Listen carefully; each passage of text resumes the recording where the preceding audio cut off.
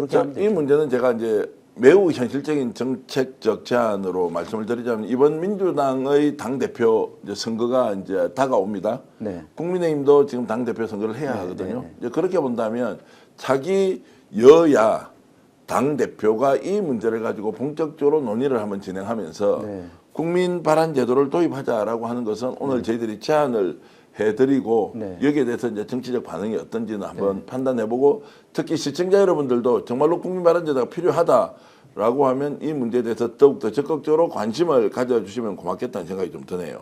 뭐 절차의 문제면 시민의회를 통해서 모든 조건을 이런 법률을 만든다는 것을 그 숙성시키는 게 예, 중요합니다. 시민민주주의 체제를 갖추기 위해서. 네. 그래서 그거를 국민 발안 제도로 올리자라고 결정되면 국민 투표를 붙여서 그걸 법을 통과시키면 됩니다. 또 시민의회라고 하니까 또 그것도 기구를 만들어야 되니까 이게 얼마나 또 복잡하겠느냐. 아니 복잡하지 않아요. 시민의회. 그렇습니까? 네. 그거는 그냥 뭐 한 300명, 500명, 300명 정도도 되죠. 아, 그게 온라인으로 이렇게 플랫폼으로. 수기 민주주의를 가져야 되니까 예.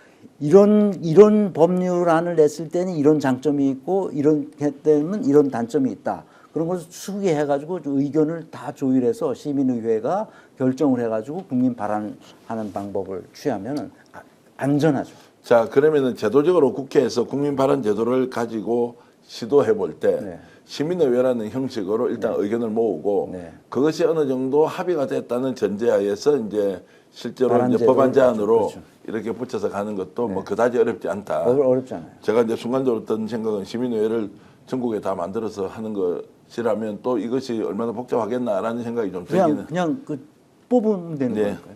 그렇게 이제 가자는 것이고. 또 정치적 민주화와 관련해서 이제 국토의 민주화도 평소에 이제 이렇게 국토민주화 말씀을 하시는데요. 네. 국토민주화가 국토를 어떻게 민주화시킵니까? 쪼개는 거죠. 국토를 민주화시킨다는 것은 민주화한다는 말은 예. 민주화한다는 말은 분화시킨다는 말입니다. 네. 분권화시킨다는 말이고 개인화시킨다는 뜻입니다. 네. 그래서 우리는 개인화돼 있지 않은 사람들이 패거리를 지어가지고 연줄로 해서 다 해먹는 거 아닙니까? 윤석열이 지금 그래가지고 나라를 이렇게 다 해먹은 건데 그러니까 패거리가 아니라 개인화해야 된다는 거예요. 네. 민주주의의 핵심은 분권화한다는 말이 그 말입니다. 예. 그래서 지금 말씀하신 바대로 분권화되지 않은 나라는 민주주의 체제를 제대로 갖출 수가 없습니다. 그래서 국토를 분권화해야 됩니다. 네. 그래서 국토를 분권한다는 말은 지방을 자치 분권 체제로 간다는 뜻이고 그것이 결국 연방제로 간다는 뜻입니다. 지금까지 우리 균형 발전, 지방 분권 뭐 귀에 지금 딱지가 안 들 정도로 딱지 많이 안 들었지 않습니까? 그런데도 지금 이 분권은 분권이 아니다. 분권 아니죠. 분권이 안 되기 때문에 국토의 균형 발전 전략이 실패한 겁니다. 네. 지금 이재명 정부에서 계속 국토의 균형 발전에 대해서 얘기하잖아요. 그래서 뭐 부울경을 어떻게 하고 대구 경북을 어떻게 하고 호남을 어떻게 하고 뭐 그런 얘기를 계속 지역 발전 그 공약집에 보면 다 나와요. 17개의 광역 그 공약이 따로 있습니다. 예. 그런데 그게 성공하지 못해요. 네. 왜 못하느냐? 그거는 그거대로 필요한데 뭐가 없기 때문에 이것이 실패하느냐 하면 분권 개념이 없기 때문에 그래요. 아니 분권 개념 많이 가지고 있대도요. 저도 분권은 그냥 권한을 분산하는 거 아니냐라고 이제 지금 다 이해하고 있지 않습니까? 별도의 국가로 만들어줘야 된다. 그러면 구체적으로 그러면 그 분권이 실질화되려면 지금 현재 조건에서 어떤 것들이 지방으로 더 이양돼야 됩니까? 이양하지 말아도 돼요. 이양하지 않아도 된다. 그러니까 별도로 자기들이 자치적으로 할 수 있도록 해주면 됩니다. 예. 자치한다는 게 뭐예요? 별도의 국가를 세워주는 거예요. 근데 지금 예산이 이제 중앙정부로 다 오고 이것이 이제 그렇기 지방세는 때문에 지방에서 하고 주방은 중앙에도 배정을 하고 그걸 예산제에서 그래서 하고 있는 거잖아요. 국회에서 막 서로 가져가려고 싸우고 있고 이런 건데. 그래서 문제라는 거예요. 예. 각자 자기 먹을 거는 자기가 알아서 챙긴다 하는 거죠. 예. 각 지방의 국가들이 여러 국가가 뭐 10개로 나눠줬다고 칩시다. 자, 그 말씀은 그럼 조세권도 아예 그냥 지방으로 주자. 그러면 당연히 당연히 줘야 당연히 된다. 줘야죠. 그럼 국세와 지방세를 나누는데 지금 국세 지방세 비율을 지방세 비율로 월등히 키우고 외교와 국방과 관련된 부분은 국세로 걷어서 그렇죠. 하되 중앙정부가 나머지는 하고. 그러면 이제 지역별로 또 차등이 있단 말이에요. 세수가 많은 곳도 있고 적은 곳도 있는데 맞아요. 이런 그러면은 차별적인 것은 결국 정부가 조절할 수 있는 기능이 있어야 되는 거 아니냐라고 그렇죠. 이제 이렇게 할 수 있지 않습니까? 그래서 이제 독일 예를 들어들면 그 피난츠 아우스글라히라는 말인데 재정 평준화 작업을 합니다. 네. 그래서 그 바이에른 주가 가장 잘 살거든요.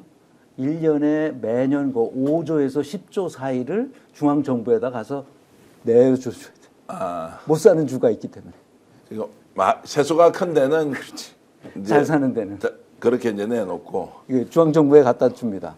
그다음에 첫 번째 그 재정 평준화를 위해서 조세 제도를 각 지방에다가 다 이렇게 나눠줍니다. 예. 그래서 지방에서 알아서 세금 걷어서 거기서 하도록. 그게 이제 부족할 거 아니에요? 예. 못 사는 데는. 예. 그럴 때는 그 중앙에다 낸 두 번째 재정 평준화 작업을 해서 지방에서 잘 사는 주가 낸 그 재정을 중앙 정부가 모아가지고 각 못 사는 주에다가 다 교부해 줍니다. 자, 독일은 그 제도를 언제부터 도입했고 지금 현재도 그게 아주 제도적으로 잘 돌아가죠. 정착되어 있습니까? 네. 언제부터 했습니까? 독일? 아니 2차 대전 후에. 2차 대전 후에 2차 대전 후에 국가를 1949년에 세우면서 예. 연방 헌법이 있잖아요. 연방 헌법에 있는 그 헌법을 각 지방 국가들이 각 주가 별도의 국가인데 별도의 헌법으로 연방 헌법을 우리가 승인한다. 이렇게 된 겁니다. 네. 자기 헌법에서 네. 각자 자기 헌법에서 승인해서 그것으로 편입된 겁니다. 그래서 연방 국가가 된 거예요. 자, 대한민국은 이 좁은 땅덩어리에 중앙 집권이 훨씬 더 효율적이다라는 것이 지금은 아니어서 이제 지방 분권 얘기를 하는데 지금 중앙이 효율적이라는 얘기는 개소리입니다. 옛날에는 그렇게 했죠. 이제 개발 독재 시절에는 그걸 통해서 이제 국가 주도적인 성장을 해야 되니까 그랬던 것인데 지금 그러면 이재명 정부에서 분권의 개념을 조세까지 자 자치권을 주자라고 그렇죠. 이제 하는 게 가능하겠습니까? 가능하죠. 왜냐하면 그게 하나의 그 독일 같은 예를 들어드리면 그 베를린이 이제 거기 중앙 정부가 있잖아요. 연방 정부가 있잖아요. 거기에 각 지역 국가들이 외교관을 파견합니다. 네. 그래서 거기서 합의해요. 예. 어떻게 하겠다. 그래서 전체를 다 합의해 낼 수 있는 능력이 있는 연방 정부라야만 그대로 남아있지 그렇지 않으면 탈퇴하겠다고 합니다. 예. 그러니까 대단한 정치력을 발휘하지 않으면 연방 정부의 장관이나 연방 정부의 총리가 될 수 없어요. 그래서 그쪽으로 간 사람은 국민적 존경을 받는 이유가 그것 때문이에요. 자, 조세분권이 매우 중요할 테고, 그렇죠. 그 재정 자립이 돼야 이제 할 것이고, 두 번째는 각종 인가가 중앙정부가 국토의 균형 발전을 위해서 중앙에서 통제하잖아요. 찍어 누르죠.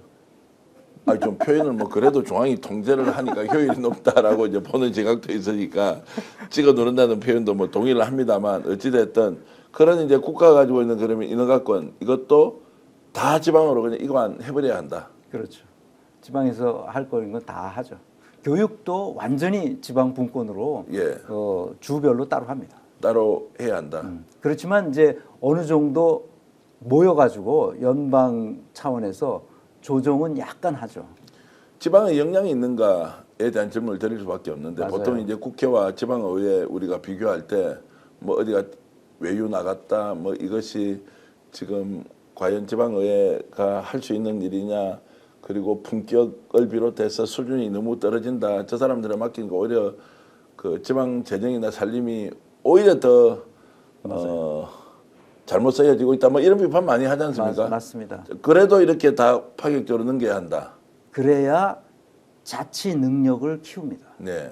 그러니까 국민 주권주의가 제대로 먹히려면 그것을 자치 분권을 확실하게 지방 정부로 넘겨줘야 됩니다. 네. 중앙 정부가 타치하지 않고.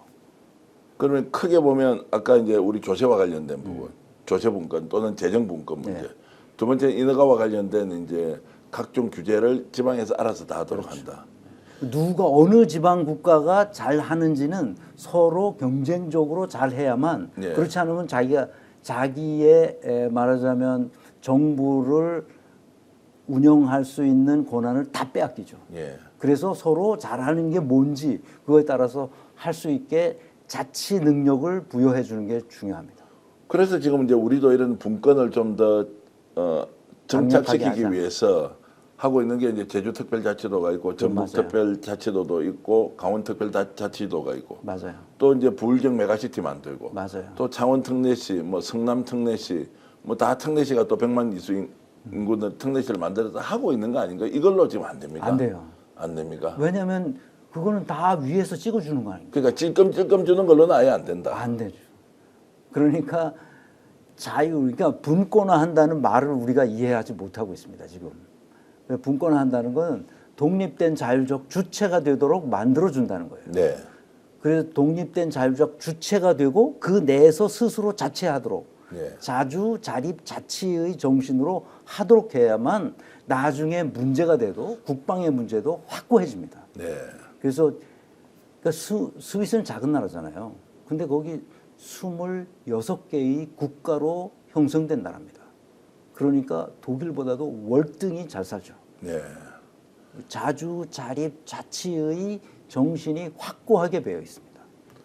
우리가 그 길로 가지 않고는 20, 30년 그냥 계속 이런 방식으로 가서는 안 됩니다.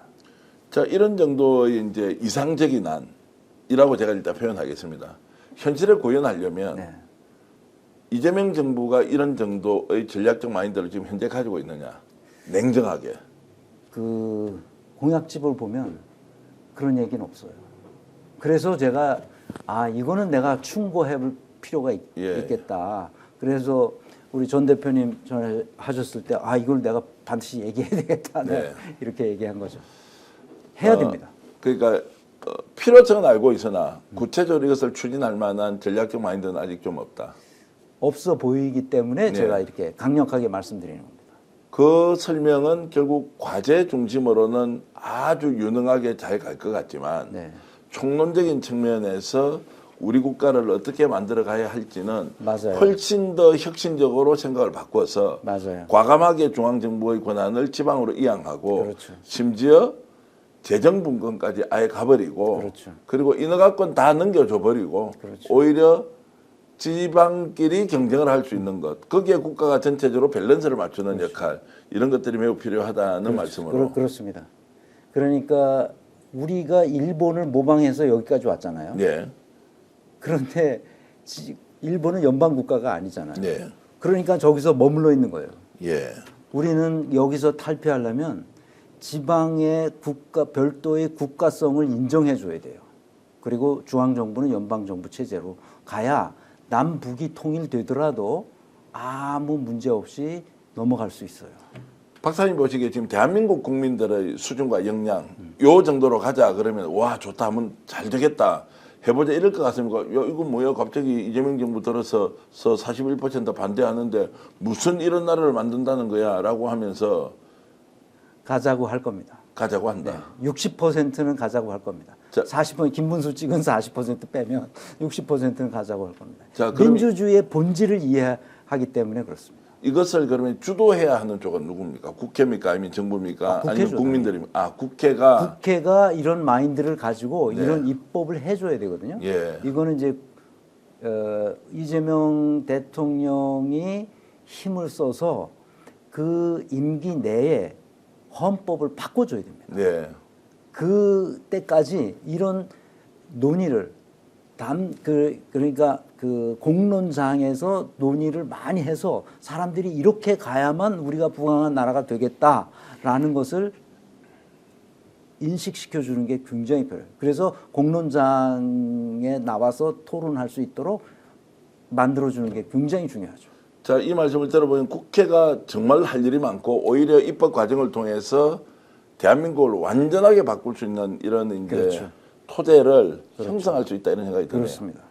그렇게 되면 일본은 저 아래 가 있을 거고 요 동아시아에서 분권화된 연방 국가가 없거든요. 예. 그럼 한국이 유일합니다.